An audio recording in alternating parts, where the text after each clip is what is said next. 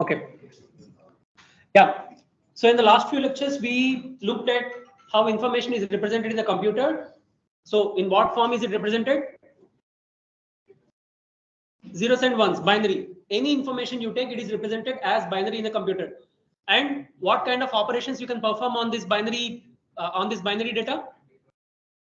Bit operations. So we looked at different bit operations, right? Like basic AND, OR, NOT, NAND, NOR, XOR, right?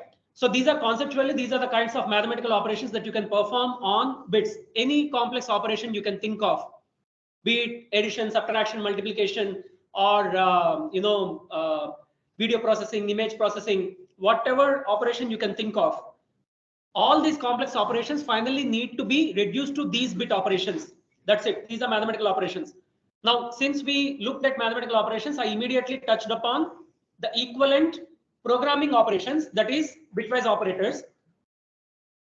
So in C, there are 6 kinds of operators. We didn't look at all of them. We looked at 2, arithmetic, because you already know basic arithmetic operators, and then we looked at bitwise operators. We will look at other operators in the next coming lectures. But in the last class, we looked at bit operations, what are mathematical bit operations, and their equivalent bitwise operators in C. So AND, OR, XOR, and complement. What about NAND and NOR? How to implement NAND and NOR in computer or in programming? Negation of AND. NAND is nothing but negation of AND. What is negation here? No, in this, where is negation? Not. Complement is negation. So NAND is nothing but a combination of negation and AND. So if you do negation of AND, you will get NAND. So you don't need a separate operator called NAND. You can produce the same output by combining complement and AND. Similarly, NOR, you can get the same output by combining complement and OR. So you don't have separate operators for them. The 2 additional operators which we saw in the last class were right shift and left shift. Okay. So what does right shift do? Sorry. Yeah, shift all the bits by 1 position right. On the left, you can assume zeros. It doesn't matter how many zeros you have on the left, right? It's like any decimal number. 0 followed by any decimal number doesn't matter. You can ignore that 0, right? The left side zeros you can ignore. Similarly, in binary also, left side zeros you can ignore. Okay. So if I have some number represented in binary form, if I shift it by right 1 position, the rightmost bit is gone. Okay. So the remaining non-zero bits on the left, not just non-zero bits, whatever bits are there on the left, they will shift right. And whatever additional space that is being created, that will be filled with 0. Okay. So what does this do to the number? This shifting. Yes, it's equivalent to dividing it with 2. It's equivalent to halving it. Okay. So if you take n, it's binary representation. If you shift n by 1 position right, you need not convert n to binary. You take n and shift it right. It will reduce n by half. And if you do it again that will become half. If you do it again, that will become half. Similarly, left shift, if you shift it by 1 position, what will happen? It will become twice. It will double. If you shift it again, that will double. So left shift is equivalent to multiplying a number with 2. Right shift is equivalent to dividing that number with 2. The number of times you do right shift, those many times you are dividing it. Power of 2, n by 2 power k.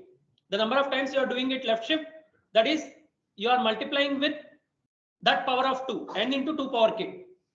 Okay, we discussed it last class. I won't spend much time on that again. In last class, I gave you a problem, how to find whether the number is even or odd using only bitwise operators. Did anyone solve it? Okay, 1 person. Anyone else? You should not use modulus operator. You should not use any arithmetic operator. One straightforward method is you just do n mod 2.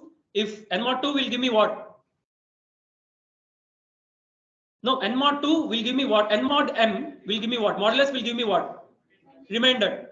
So if I do n mod 2, I will get the remainder. Remainder will be either 0 or 1. If the remainder is 0, n is. If the remainder is 1, n is So this is one way of doing it. I don't want to use modulus operator. I want to use some bitwise operator. How to do that? Yeah. Least significant bit is 0 or 1. Yes, but how do I find out? What bitwise operator should I use to find that out? If the least significant bit is 0, the number is even. If the least significant bit is 1, the number is odd. What is least significant bit? If I have representation from left to right, suppose if I have 4, 4 is represented as 1, 0, 0. So from my direction, 1 is on the left, 0 is on the right. 1 is the most significant bit, 0 is the least significant bit. The rightmost bit is the least significant one, the leftmost bit is the most significant one.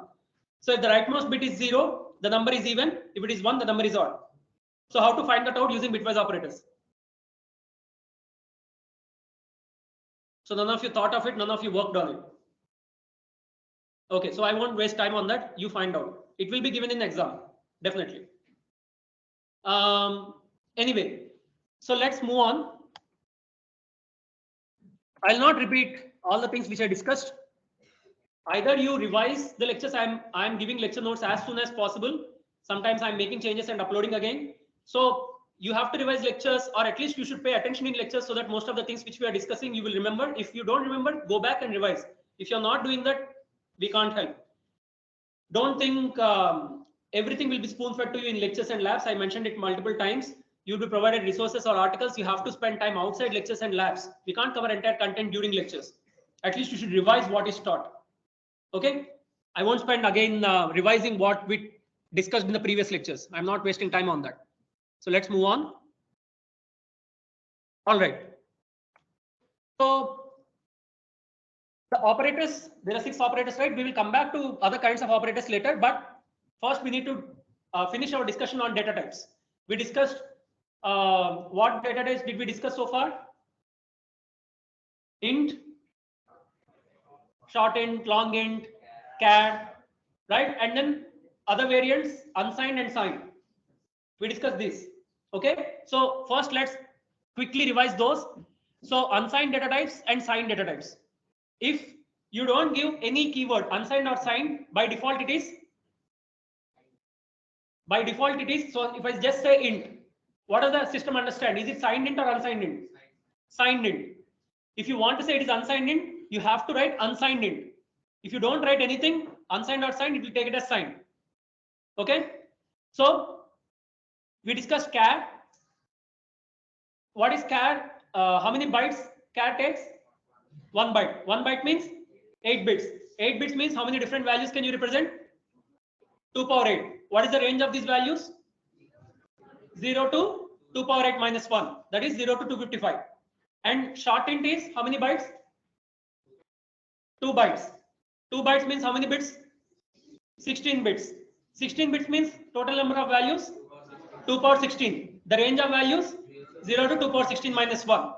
Now let's get back to say signed. Signed char, the number of values are again 2 power 8, but the range of values is minus 2 power 7 minus 1 or minus 2 power 7. Are we, so in what case it is minus 2 power 7 minus 1? In what case it is minus 2 power 7? If you use signed magnitude representation, it will be minus 2 power 7 minus 1, because 0 is having 2 representations, plus 0 and minus 0. Okay, the total number of representations are 256, but 2 representations are going for plus 0 and minus 0. So you are left with 254. So plus 127 and minus 127. So minus 127 to plus 127 and 2 zeros in between, plus 0 and minus 0. That is total 256 values. That is in signed magnitude representation. But if you use 2's complement representation, how many zeros representations you have? Only 1. There is no 2 representations for plus 0 and minus 0. So now you got memory for one more number. Instead of minus 0, this minus 0 representation you can use for one more number. Okay, that one more number is minus 128. That is minus 2 power 7. So the least number is minus 2 power 7, not minus 2 power 7 minus 1. Okay, so you have space for minus 128 and the regular minus 127 to 127. Okay, in computer, what are we using? Signed magnitude representation or 2's complement representation?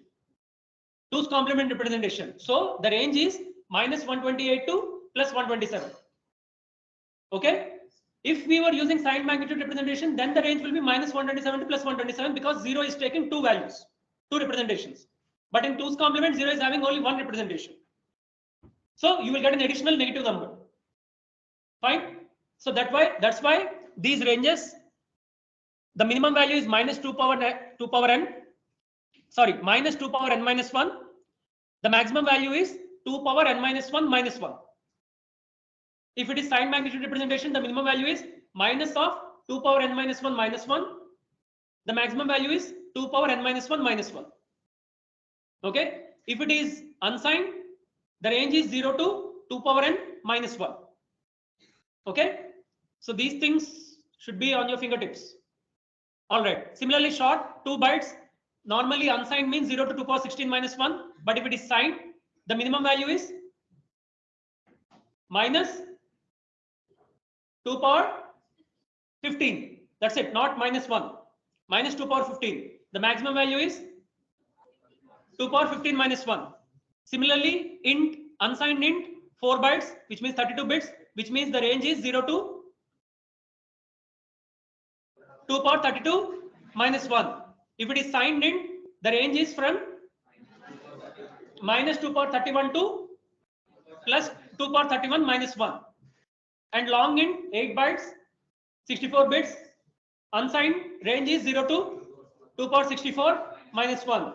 Signed long int range is minus 2 power 63 to plus 2 power 63 minus 1. Okay. These are the default memory ranges for most of the compilers now. Actually, they may vary slightly from compiler to compiler, but in all compilers, character is only 1 byte. Okay, if you are using a 16-bit compiler, then short int as well as int are only 16 bits. But if you are using 32-bit compiler, short int is 16 bits, int is 32 bits, long int is 64 bits. So based on compiler to compiler, they will change. But now most of the compilers, these are the values. Char is 1 byte, short int is 2 bytes, int is 4 bytes, long int is 8 bytes. These are the default values for most of the compilers now. Okay, so you need not worry about that. And you can check their sizes using what operator? Size of. So in your particular computer, in your particular compiler, what is the size of int? What is the size of short int? You can check that using size of operator. So say what is size of short int? It will give you 2 bytes or 4 bytes or 1 byte, whatever it is, it will give you. Usually short int is minimum 2 bytes in any compiler. Okay, and so on. So these we covered already. Now all these data types will cover only sort of whole numbers and negative numbers. They don't have any fractions, fractional parts. Now, what if we want to deal with fractional parts? These were already touched upon in the labs, float and double. Real numbers. If I want to represent real numbers, I need to use other data types, float and double. Okay. Now, float is 4 bytes, double is 8 bytes, long double is 16 bytes. Let's look at how float is represented. Now, float is 4 bytes, int is 4 bytes. How does the computer understand?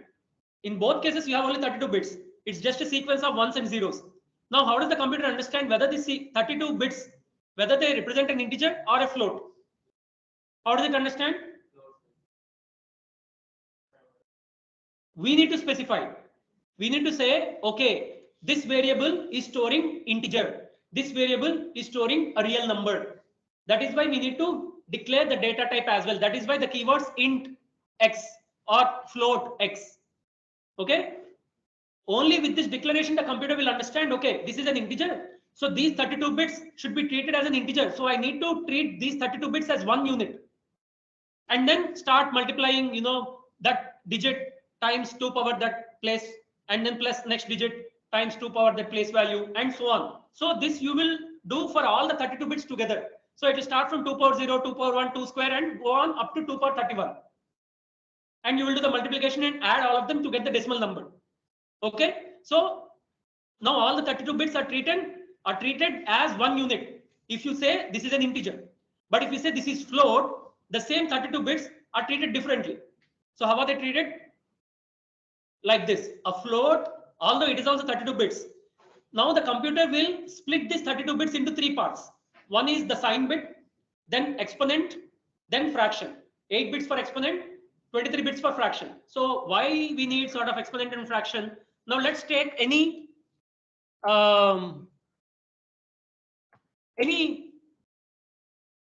value in physics. Say you know some numbers in physics, right? Like speed of light or Planck's constant, right? So you have these values, right?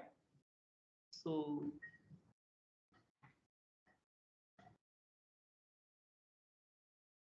okay. Suppose what is speed of light? Huh? 3 into 10 power 8 meters per second. Okay. Now, why do I not write it as 3 followed by 8 zeros? Too much, too lengthy. This is simple and it captures the entire information. Okay. What about Planck's constant? 6.626. Okay. Into 10 power minus 34 joules per hertz. Okay. Now, if I expand it, how will it look? It will be 0.00000, so many zeros, and finally 626.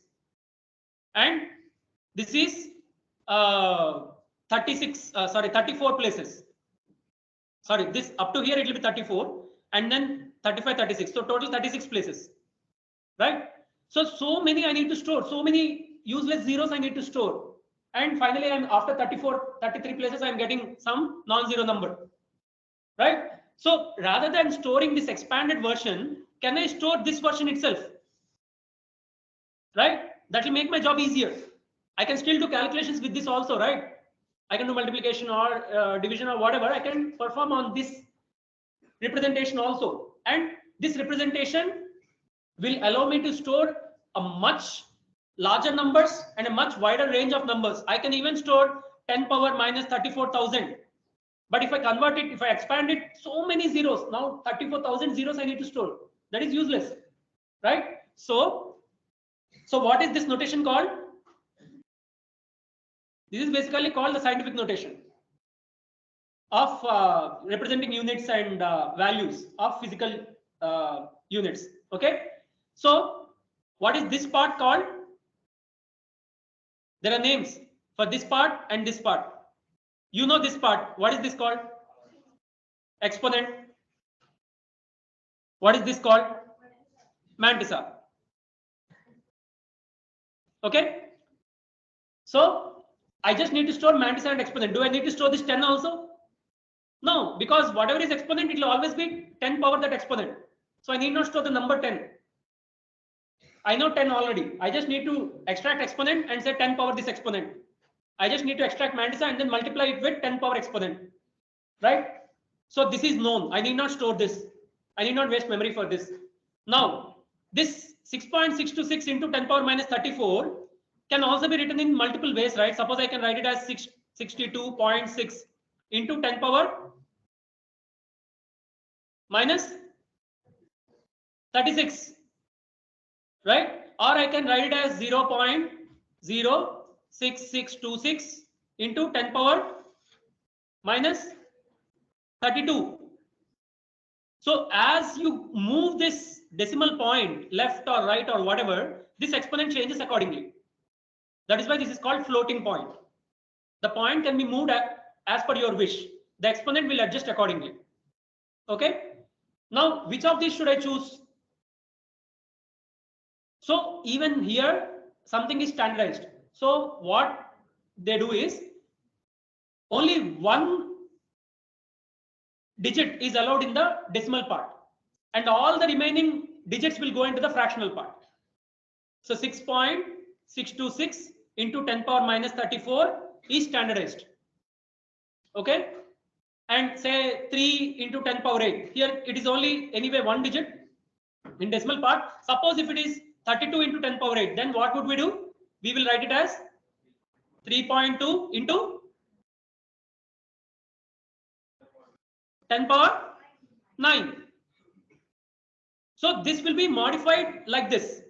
So whatever format you have, it will be converted into a format of mantissa into 10 power exponent, where the mantissa will have only one digit in the decimal part. All the other digits will go into the fractional part. Okay.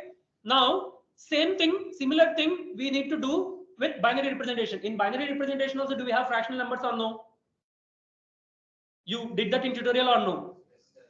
You did fractional numbers conversion, binary to decimal, decimal to binary, etc. Right? So I can have a fractional number in binary also.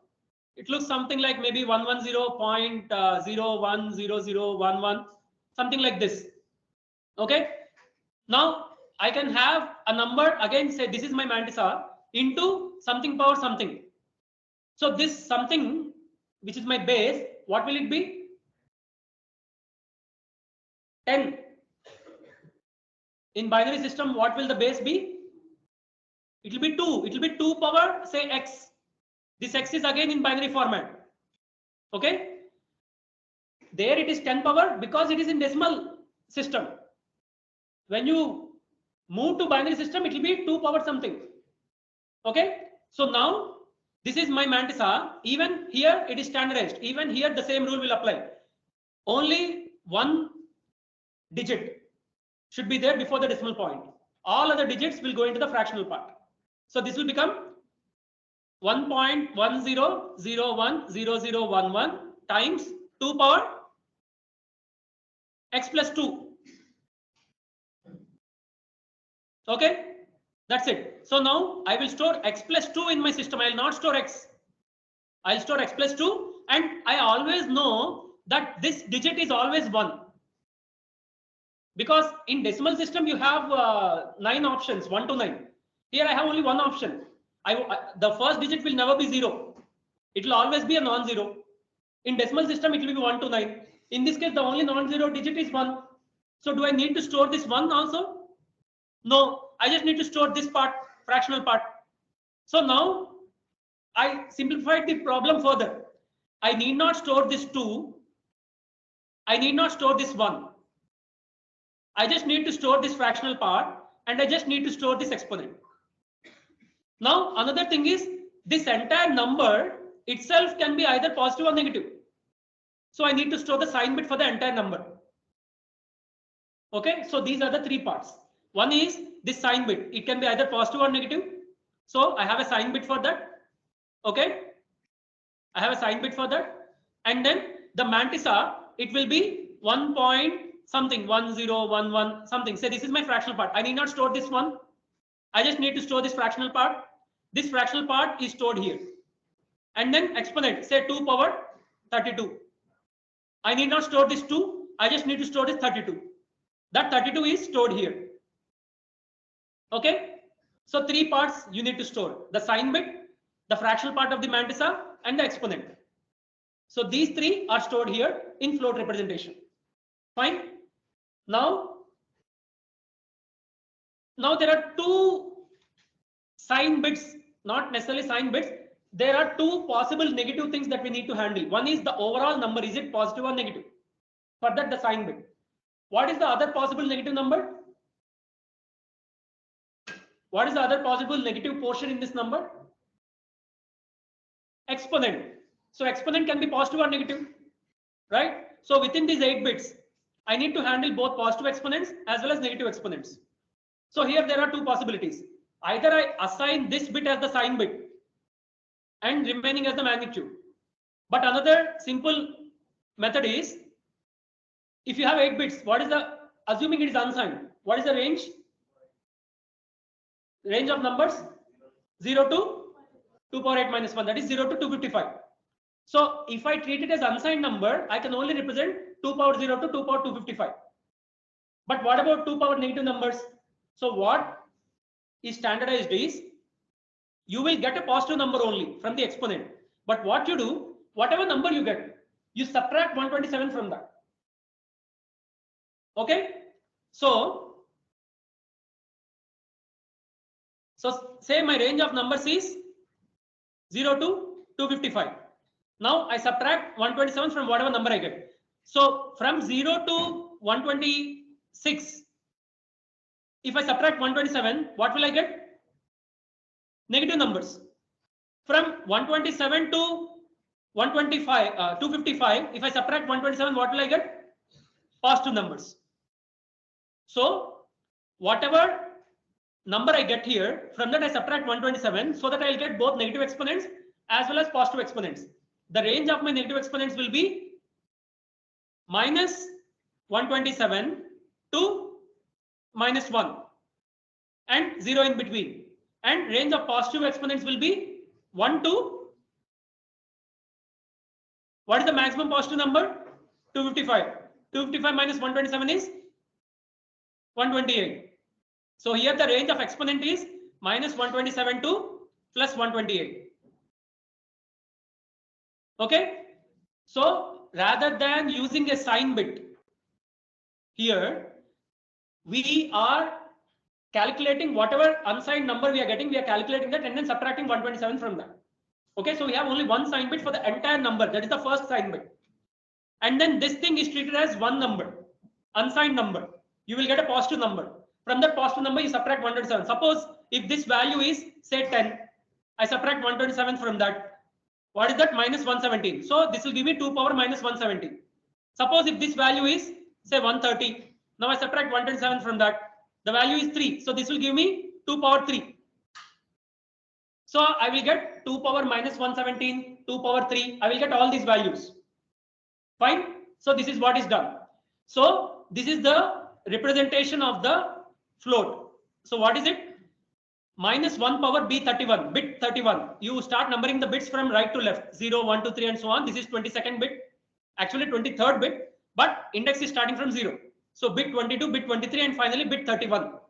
Okay, B31.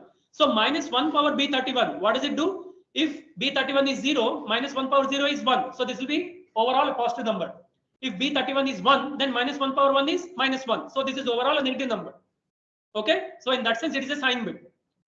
And then this exponent B32, B23, B32, B23, this entire number you take as a binary number, you convert it to decimal. This will be between 0 to 255. From that decimal number, you subtract 127. You will either get a negative number or a positive number. That will be the final exponent. So 2 power that exponent times 1 point, the fractional part. This entire thing is the mantissa, but we said that mantissa is stored in a standardized format. That is 1 point some fractional part.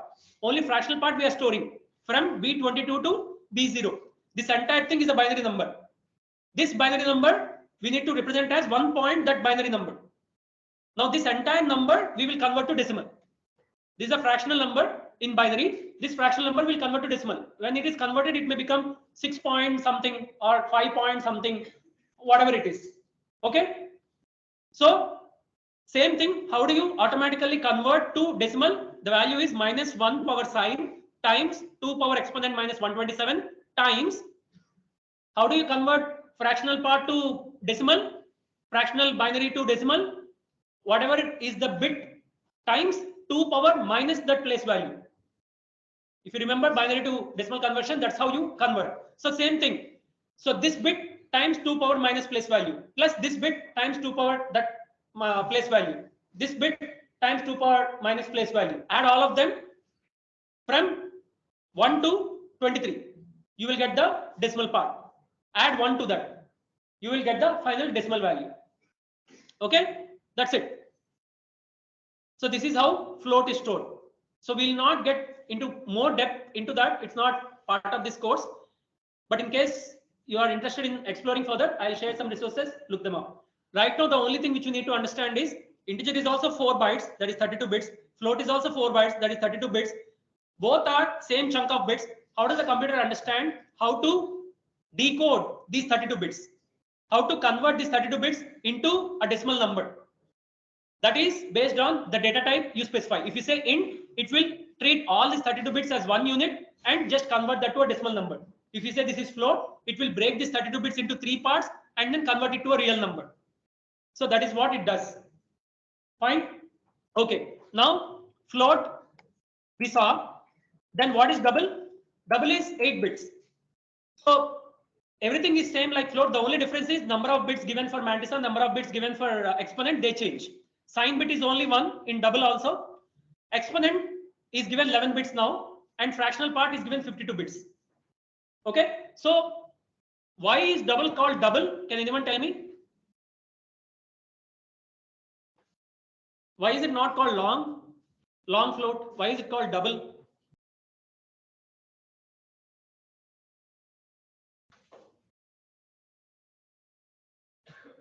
Is it because it represents a wider range of numbers? If it represents a wider range of numbers, it should be called long float. Why is it not called long float? Why is it called double? Right? Yeah. Exactly. Accuracy. It gives us double precision. You see, when you deal with real numbers, it's not about large numbers. It's about more precision. So, for instance, if you take, say, the value of pi, it has infinite expansion, right? We need to stop it somewhere, right? Now, normally, say, we write it as 3.14, which means I'm cutting it at 2 places. Suppose if I want more places, I can write it as 3.145, and I think the next digit is 9, if I'm not wrong, and then more digits. Now, suppose if I have space for 4 decimal places, I can write it as 1459. Suppose if I have space only for 3 decimal places, then is it better to write it as 145 or is it better to write it as 146? 146, right? Because 59 is more closer to 6 rather than 5. So I'm rounding it off. I'm rounding it and making it 6. Okay. But what is more precise? 6 or 59? 59, right? So the more precise you want it, the more decimal places you need. Okay. It's not about a larger number. This is still small number only. It is 3 point something. It is not 3 million something. In that sense, it is a small number. But the number of decimal places are large. Okay. Suppose if I take very small number 0.002 something. Suppose if I want to find the size of a neutron or proton, it is very small, but the precision should be large, right? So I want to capture 20 decimal places, not just 3 decimal places or 4 decimal places. Then I need to use double, not float. So it's not about large numbers or small numbers. It's about more accurate and less accurate. So that's why double is double precision. Float is single precision. Okay. Imagine, say, you want to fire a rocket. How much precision you need? You need precision maybe to the 100th decimal. So you need to store 100 decimal values, right? So float can't do that. You need to get into double. So whether it is micro values or macro values, the number of decimal places which you can handle, you're not rounding off. You're not cutting off at some decimal place and then rounding off. You don't want to round off. You want to capture as many decimal places as possible. That is double. Even if double is not sufficient, you go to long double. Okay. So that is the thing. So float is 4 bytes, double is 8 bytes, long double is 16 bytes. All right. Fine. So we covered all the primitive data types. So these are called primitive data types. Later we will look at derived data types. Derived data types are like arrays, structs, and so on. But basic primitive data types we covered: char, int, float, and then variants are signed and unsigned, and short int, long int, long int, and within float, double and long double. Okay, these are all the variants. Fine. So now let's look at some examples with int and float. So before I show you some examples, what are the main steps in executing a C program? How many steps are there? How do you execute a C program? What are the main steps? Broadly, if I divide it into steps, how many steps are there? 3 steps. What is the first step? Yeah, you either write a program or edit an existing program and then save it. Okay, so basically you should first create a program, right? Before you want to execute or even compile, you should first have a program. So you create a program. Okay, and then second step is compiling. Third step is executing. Okay, first you write a program, second you compile it, third you execute it. Okay, now for each of these steps and for each of these stages, you have different softwares or different tools. So for writing or saving or editing and saving a program, what do you use? In general, what do you call that tool? Editor.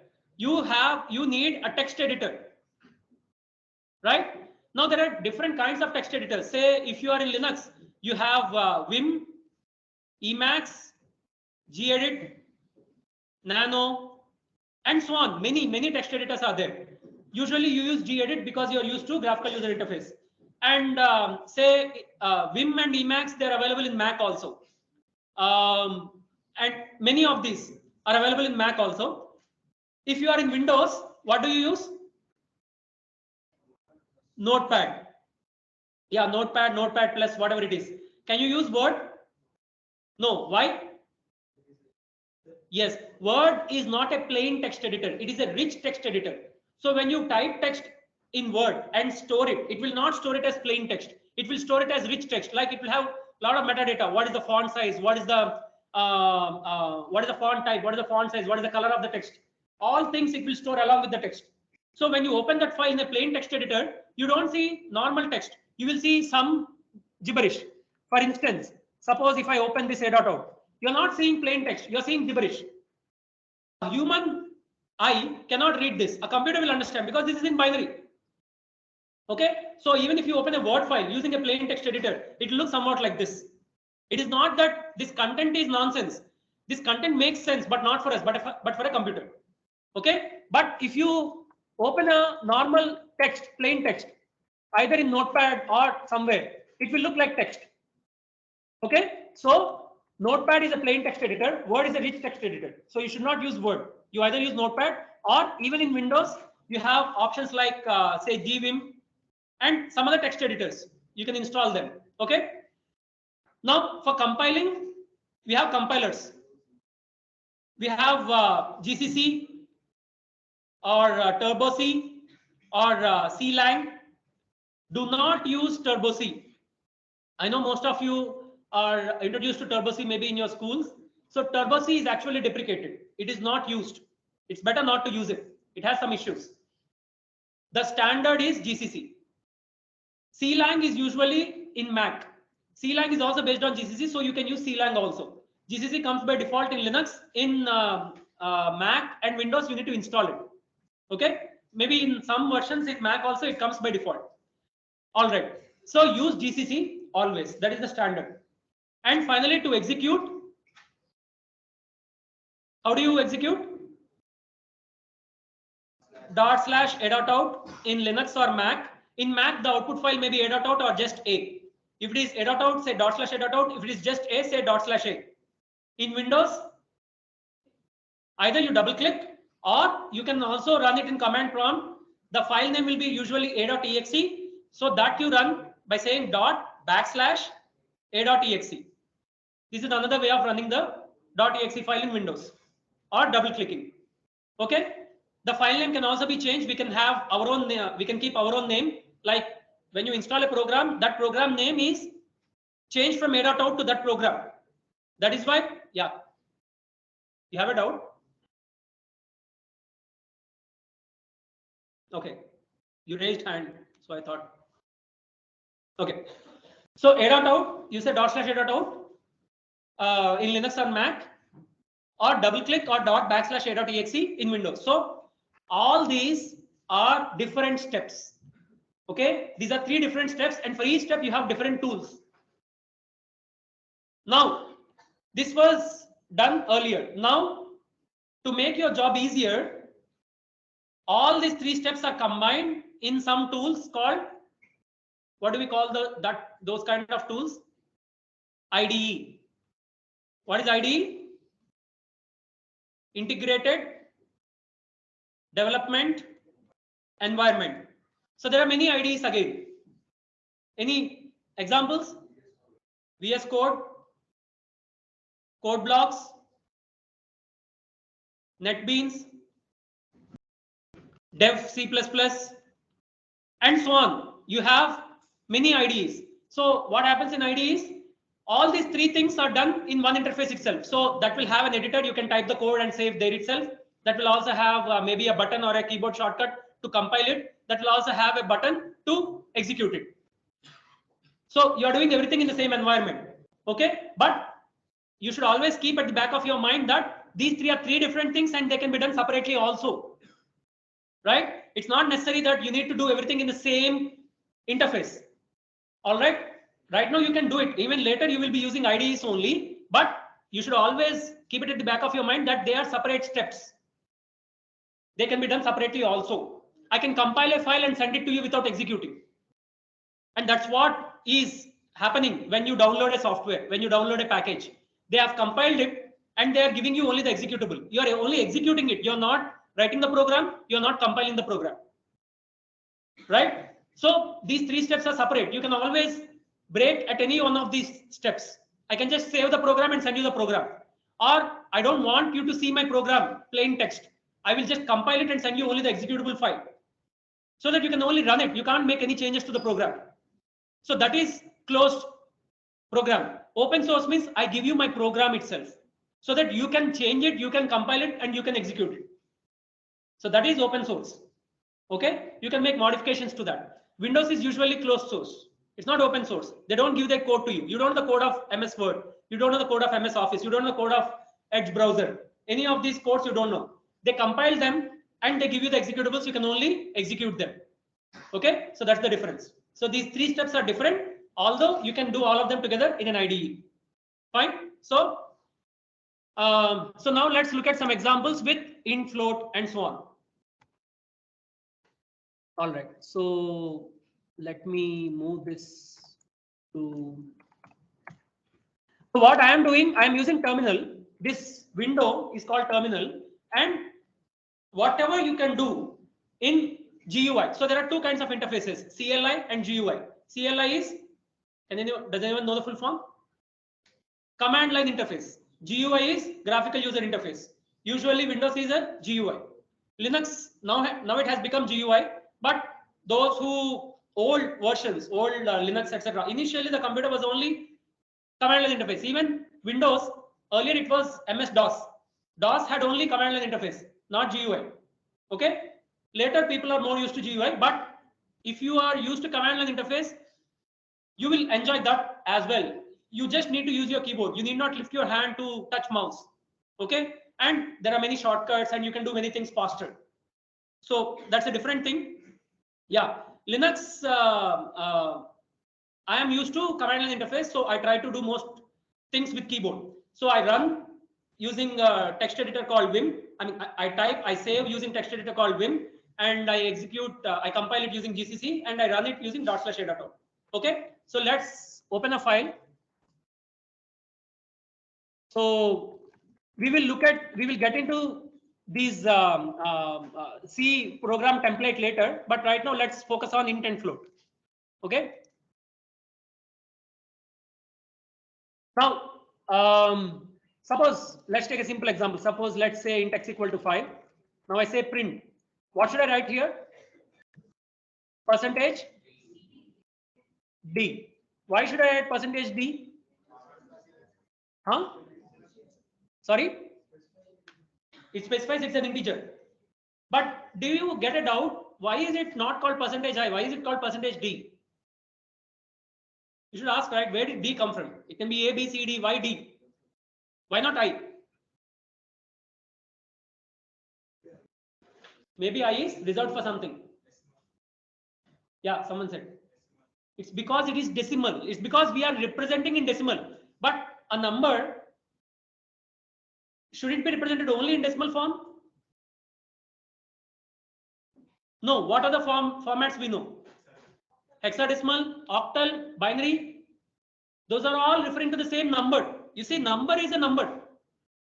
Decimal, there is no concept of decimal number. There is a concept of decimal representation of a number. Same number can be represented in binary. Same number can be represented in hexadecimal, octal, even hepta, or any other representation. Number is independent of representations.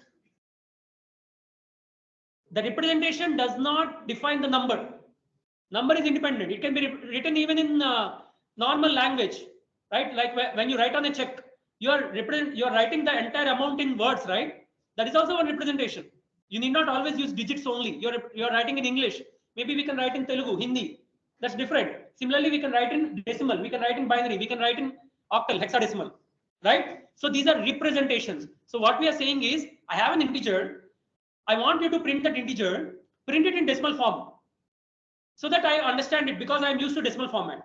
Okay. I can also print it in hexadecimal format. I can also print it in octal format. So let's see. So I say print it in decimal format and I want to print a new line. How do I print a new line?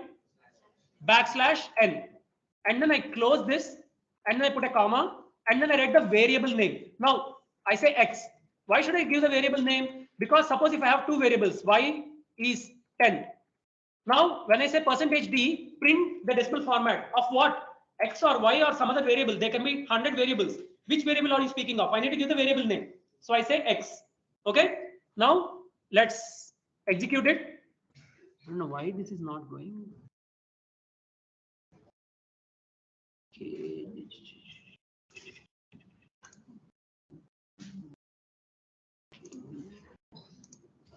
Okay. So what I will do? Oh. Okay.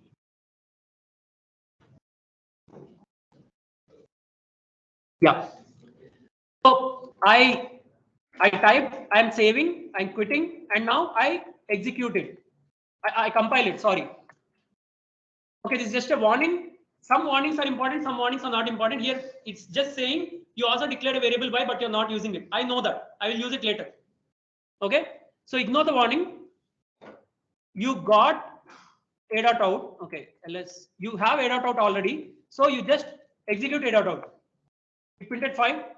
That is the decimal format.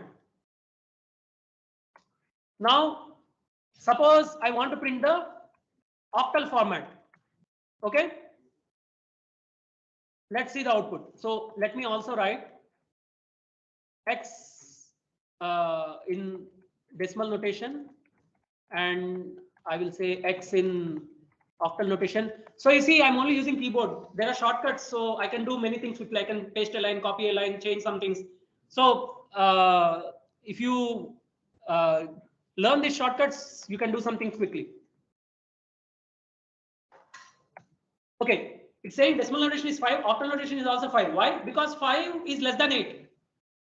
So it is part of the digits 0 to 7. So it will just say 5. But let me give a number greater than 8. Say X equal to 15. Okay. Now what will it print? Now it is saying in decimal it is 15. In hexadecimal, in octal it is 17. Why? Because it is 1 into 8 plus 7. 8 plus 7, 15. Right? Now let me include Y also. And here also I need to change it to Y. Right? I'm printing the value of Y in decimal as well as octal notation. So Y in decimal notation is 10. In octal notation it is 12. 1, 2, not 12. 1, 2. Why? Because 1 into 8 plus 2. 10. Right? Let's use hexadecimal. Let me do it.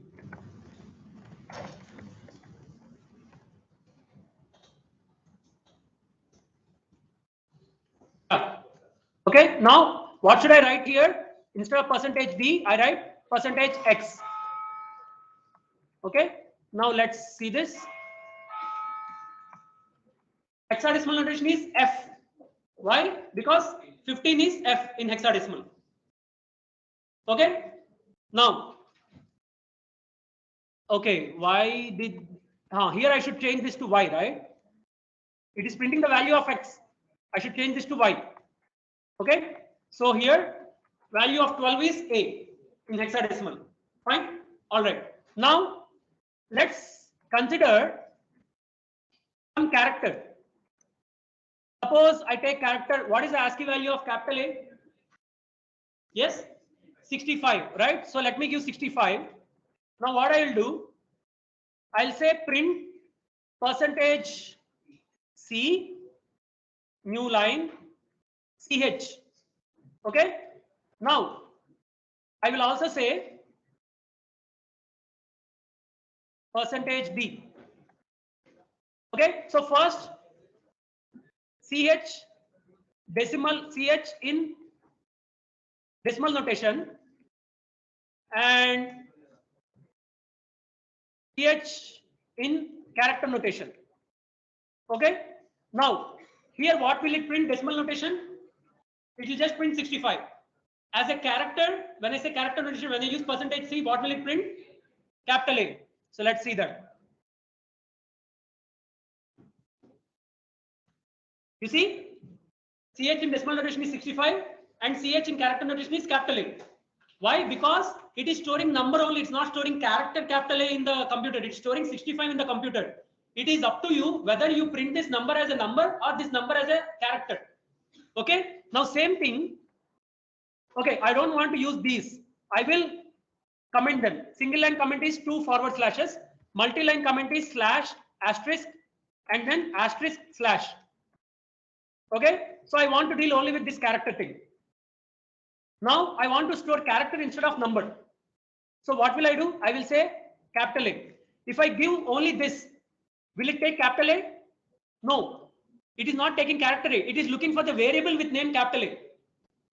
It is like X or Y. It is looking for that variable. So you should not give, if you want to give character, you have to put it in single quotes. Okay. Now it is storing character A. But what is it doing? It is taking its ASCII value, that is 65. It is storing 65 only. So when you print, you can either print the number or the character. Okay. Again, same thing. When you print number, although you assign capital A as character, it is printing its ASCII value if you print the decimal notation. If you print the character notation, it is printing the character. Now, since character is also a number, by now you understood. I can find, say, what is the 10th character from A. Okay, so what do I do? If I want to find the 10th character, the ASCII value as well as the character, 10th character from A, what should I do? I will not say 65 plus 10.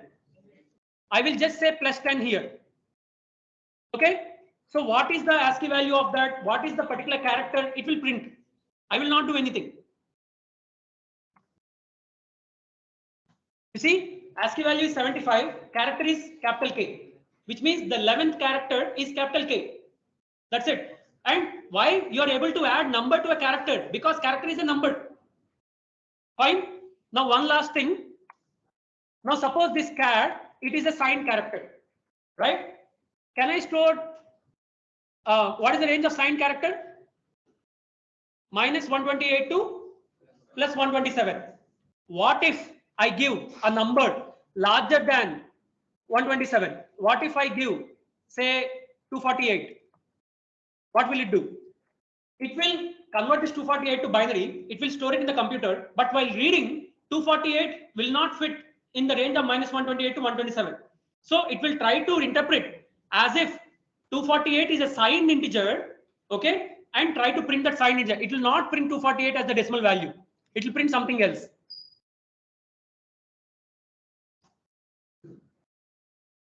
Sorry, it is saying plus 10. I should remove this plus 10.